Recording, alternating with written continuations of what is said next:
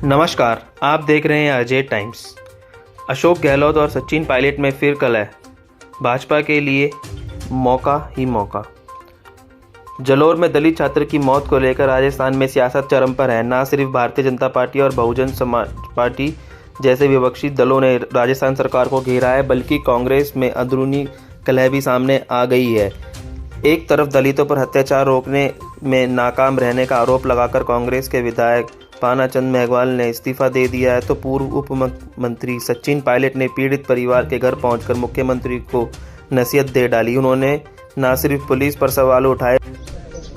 जहाँ तक इस घटना की बात है, मैं ही समझता हूँ कि ये कहना नाकाफी है कि बाकी राज्यों में ऐसा होता है।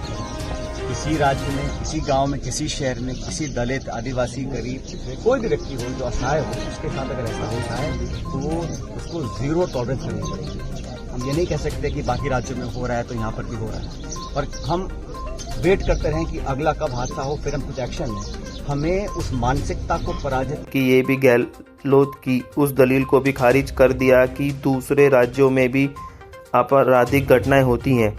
पायलट और गहलोत के बीच एक बार फिर आरोप प्रत्यारोप से भाजपा को मौका मिल गया है। भाजपा ने गहलोत को निशाना बनाना शुरू कर दिया है, तो दूसरी तरफ पायलट को सहलाने का कोई मौका नहीं छोड़ रही है। राजनीतिक जानकारों की माने तो जिस तरह पहले कन्हैया लाल और अब दलित छात्र इंद्र की मौत को लेकर गहलोत सरकार पर सवाल उठे हैं, उसने सब्र करके बैठे पायलट को फ्रंट फुट पर ला दिया है। वही चुनाव से पहले भाजपा को भी मुद्दा मिल गया है।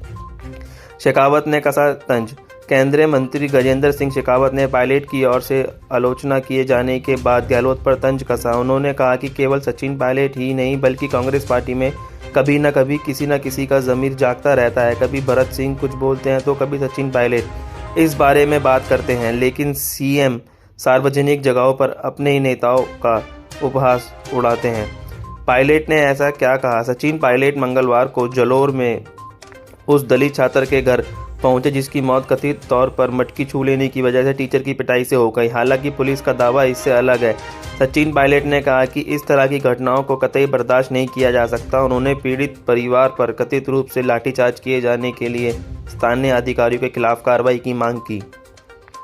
उन्होंने पीड़ित परिवार से मिलने के बाद कहा, हमें दलितों में यह विश्वास पैदा करना होगा कि हम उनके साथ खड़े हैं। इसके अलावा कोई अन्य विकल्प नहीं है। सरकार को व्यवस्था बदलने के लिए, खामियों को दूर करने के लिए काम करना चाहिए। सरकार सख्त कदम उदाहरण पेश करें।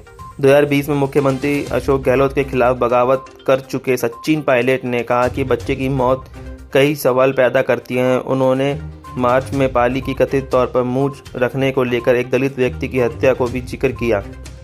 पायलट ने कहा कि यह कहना उचित नहीं होगा कि ऐसी घटनाएं दूसरे राज्यों में भी होती है। उन्होंने कहा कि ऐसी घटनाओं को कतई बर्दाश्त नहीं किया जाना चाहिए।